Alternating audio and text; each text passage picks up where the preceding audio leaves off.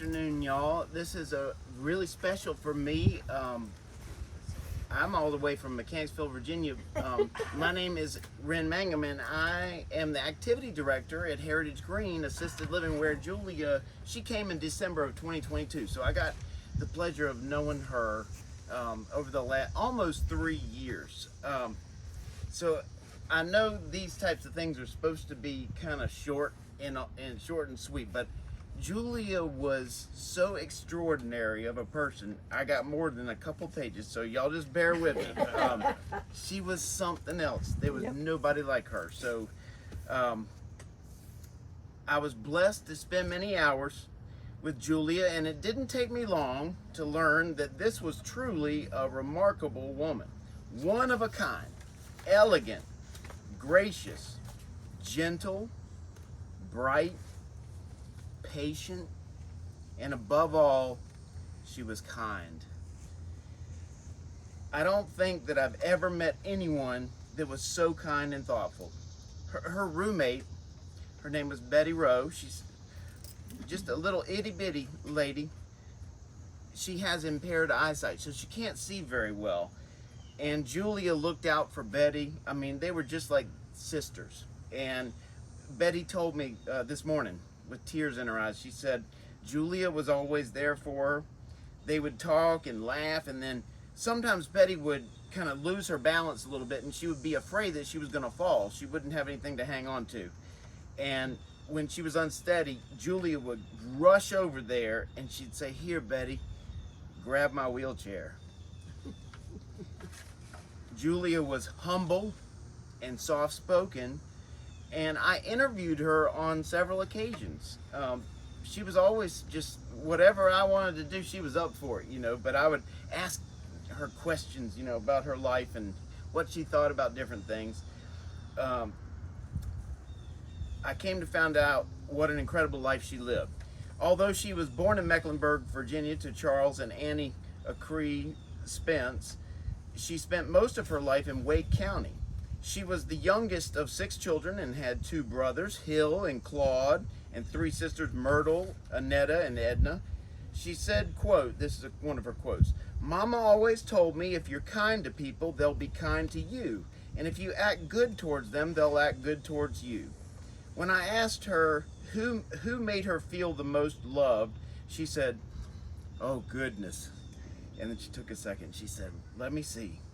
Probably my daddy.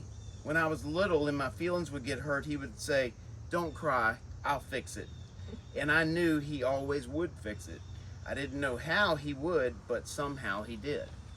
She had a dog named Joe when she was a little girl that followed her around wherever she went, and that began her lifelong love of animals. Over the years, she had many animals, even 2 raccoons. She said that she trained them to do everything but talk. Her favorite breed was the Labrador Retriever. Some of the labs she had over the years were Mac, Remus, Remus Jr., Casey, Carl, Bud, and Bud Jr. Now, Bud's full name was Budweiser. She would tell me how to pick up on the little ways that dogs communicate when I would tell her about my dog, Okay, then, Yeah. in the urn are Jennifer dogs. Oh, that is so precious. Well, she loved animals more than anybody that I've ever known, but she had an intuitive sense about animals, how to talk to them, how to read how they related to you. And so she would always emphasize, she'd say, "Now you just gotta love on them, and don't get mad if they use the bathroom in the house or anything. Just love on them." I would take her to the activities. We did a lot of them in that day room, and we have a bird aviary. She always wanted to sit right next to that bird aviary because she wanted to look at the birds. She was a very talented artist and had an incredible eye for color and symmetry.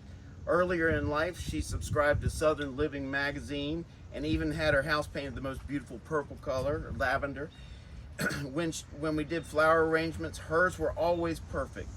She would teach the others how to tie a bow just right around the vase. She could put together the most simple outfit and look like $1,000,000. Just a beautiful lady inside and out. Her hair was so thick and nice. She said she got it from her mom. But I would find myself asking, I'd say, did you just come from the beauty parlor? And she'd say, oh no, I was just taking a nap. It would always look perfect. It was like thick and nice.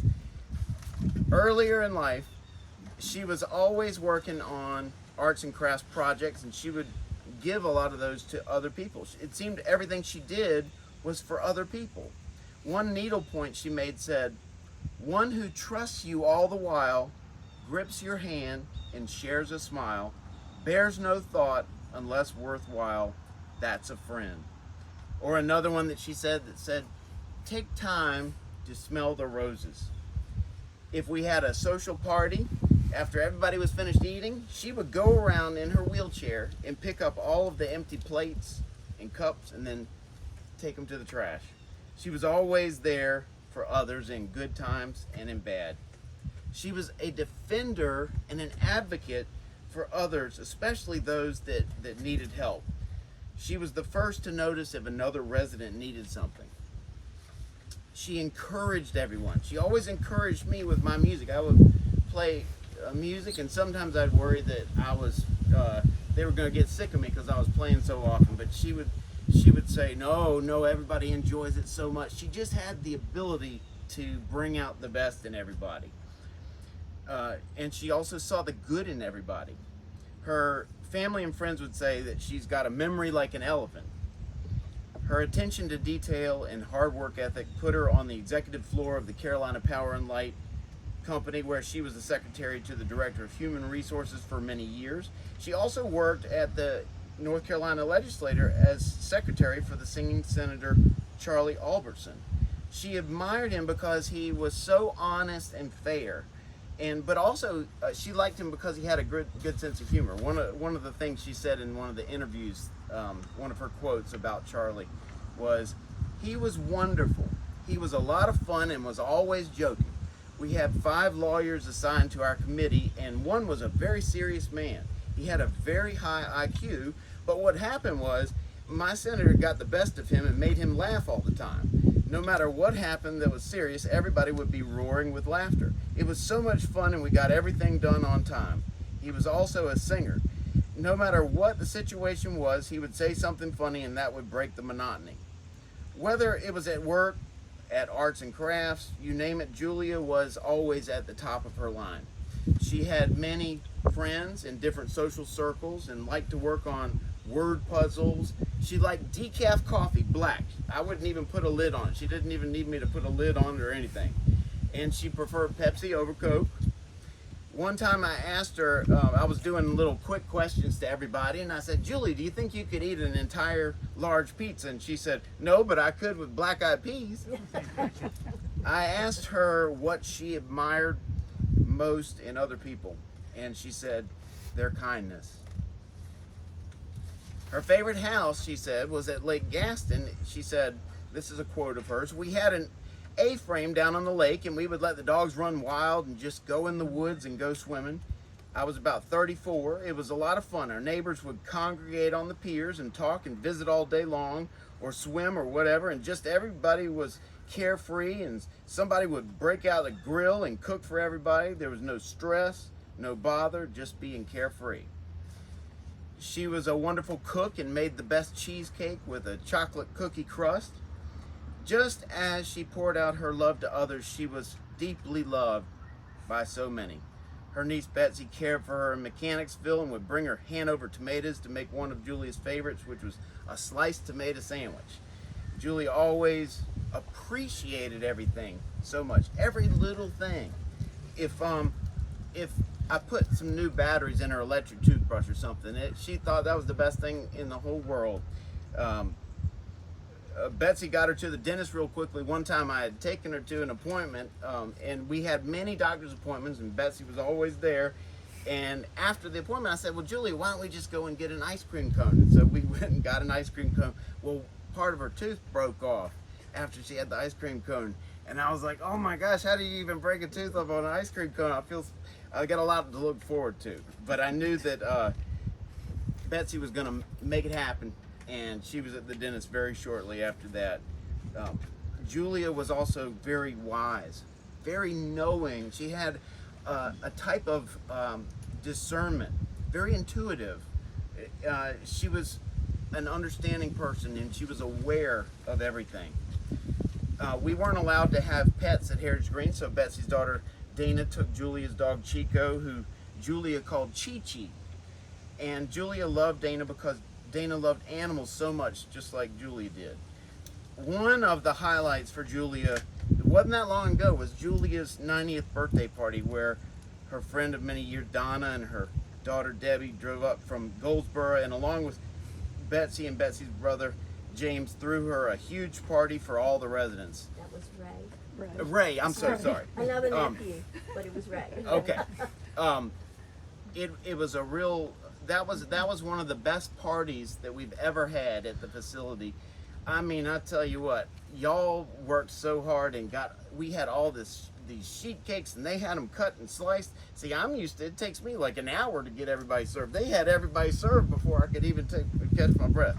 Julia loved that so much. That was a highlight for her. I am so thankful to have been Julia's friend. I'm thankful to get to know her friends and family. They are all so wonderful. Julia didn't take anybody for granted. They almost seem like family to me. I hope that I might have people around me like Donna or Betsy, if God blesses me with a long life. Thank you all for all that you did for her through her whole life. See, love is not this abstract thing, I've come to learn. It's these little things, these tiny little things. It's all the little things that we don't think about much until we really need them. Thank you to everyone who loved Julia, and I love Julia too. I asked Julia what the most important thing in life was, and she said, I guess truth. Isn't that wonderful? That's Julia. Is there anybody that would like to share an anecdote or say something for Julia or on her behalf? I just thought I would ask and see if anybody wanted to say anything. Well, Mama's heard this forever and ever, but Betsy mentioned that you said there's 10 of her dogs in there? Yes. Wow. Every year on her dog's birthday, she gave them a Sniffer bar. They had a whole Sniffer bar for their birthday every year, and like that's. She did know how to spoil you with love. If you had Julie's attention, you felt like you were the only person in the world. And it was the little things that made her so happy. Like, I would take her in the wheelchair from her room, and we'd have to go all the way to the other end of the building. So sometimes I had a lot of people that I had to take. So I'd be going a little bit fast. Well, she thought that breeze of moving fast, she thought that was the best thing in the whole world. But Julia was just like a cool breeze. She was like sitting down on a sunshiny day and having like a glass of lemonade, not a care in the world, and she was so easy to be with. She had more knowledge and love in her heart. She was so smart. She learned how to be a secretary. She knew shorthand. I had her do an activity where she taught everybody, the little symbols that they had to learn back then. I mean, she had it all up here. She wasn't arrogant about anything that she knew how to do, but she was humble about it. But she really knew a lot of stuff, and she was meticulous in terms of when we would do arts and crafts, and hers were always the best. I asked her about the meaning of life, and I love what she said. This is beautiful. She said, the meaning of life, I think, is to love somebody and love everybody and have them love you back, and to be happy and treat everybody with kindness and never hurt people's feelings. Isn't that beautiful? That's Julia. She was beautiful inside and out. And it feels like she's still here, because in spirit she still is. But she had something very special. There was nobody else like her. I was so honored to serve her. Any little thing that I could do, I would. Because, you can do something for somebody and they might take it for granted, or they might not thank you or anything. She would just pour on the thank you so much. She was so aware of every little thing anybody did for her. She would go on and on about what you all did for her. She loved you dearly. Donna, she talked about you all the time, how much you did for her, how much that everybody did for her. She never took anything for granted, and she was just a beautiful human being. And Donna shared this little cute thing. Shortly after Donna met Julia, she wanted to have a glass of wine, and Donna was 35, and her drink was sweet tea. And so Julie served her a Blue Moon, and she told her that was the worst stuff I'd ever tasted. And then practical Julia said, I would develop a taste for it. But yes, she was practical, and she was talented, and she was the whole package. She was the perfect Southern lady, like almost like royalty. Even though she wasn't royalty, she acted like she knew so much. And it was I learned something every time I was with her. You can sit with some people for a little bit, and they do more for you than you think you're doing for them, through their wisdom. Because I haven't met anybody who has taken the blows that life can sometimes offer, and sometimes it can throw some curveballs to us, and it can be very difficult to keep our foundation strong. Julia her witness was the powerful way that she stayed strong and kind and patient throughout all of life's storms. I mean, I don't think I could do it. I mean, I was so blown away. Like, she's like a role model, like a hero. Like, this is the best of a human being. How can you deal with so much with such graciousness? So at this point, I'm gonna sing a little song for Julia. She loved flowers. She was like a flower in a way, always carefully presented, always like a perfect sunset.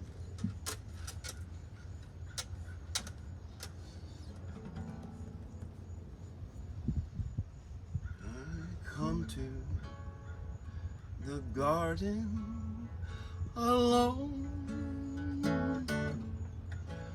while the dew is still on the roses, and the voice I hear falling on my ear, the Son of God discloses, and he walks with me, and he talks with me, and he tells me I am his own, and the joy we share as we tarry there, none other has ever known.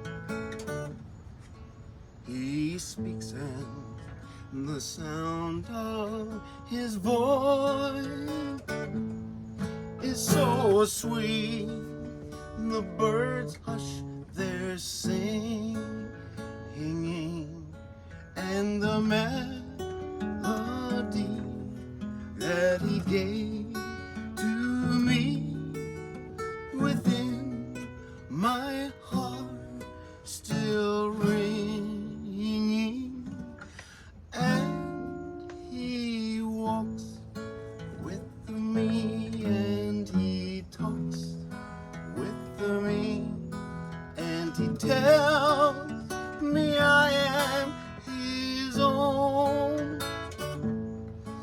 and the joy we share as we tarry there.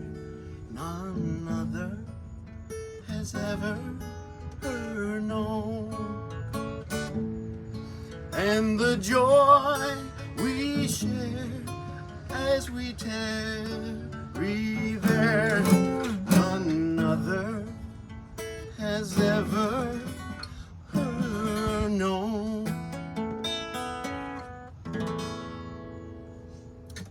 Thank y'all for letting me be a part of this. I can't think of any honor that's more precious and special, because she really was precious and special. And I thank y'all for being here. Thank you. You want another one? I was when you were talking about ahead of time. Well, there was talk of, well, Julia was always, she loved all kinds of music, but she would encourage me her dad would always crack her up with the music, and she'd talk about him doing little things with his feet and stuff and make her laugh. And she said, you remind me of when you do something kind of with a little bit of energy. So if I that's think she would like it. okay, I do. okay. Well then I'll be thinking of Julia sitting out there too, because she is with the Father and she's looking down on us. And part of this, even though it's very sad for us that she's gone, she's with the Father, and we need to celebrate what a legacy she's left, a legacy of love. So, well, it's the one for the money, two for the show. Three to get ready now. Go can't go, but don't you step on my blue suede shoe. We can do anything but lay off of my blue suede shoe. You can knock me down, step in my face, slander my name all over the place. Do anything you wanna do, but honey, lay off of them shoes, and don't you step on my blue suede shoe. You can do anything but lay off of my blue suede shoe. Let's go now.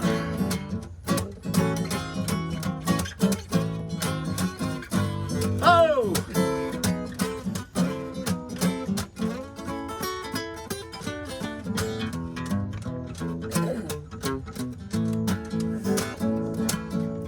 Burn my house, steal my car, bring my liquor from an old fruit jar. Do anything you wanna do, but honey, lay off of them shoes, and don't you step on my blue suede shoe. Well, you can do anything but lay off of my blue suede shoe. Well, it's one for the money, two for the show. Three to get ready now. Go can't go, but don't you step on my blue suede shoe. We can do anything but lay off of my blue suede shoe. Well, it's blue suede shoe. Blue suede shoes, yeah. Blue suede shoes, baby. Blue suede. You can do anything but lay off of my blue suede shoe. Thank you so much, y'all. Thank you, Julia, for being so wonderful. And thank you. That was Julia's Thank you. favorite. Well,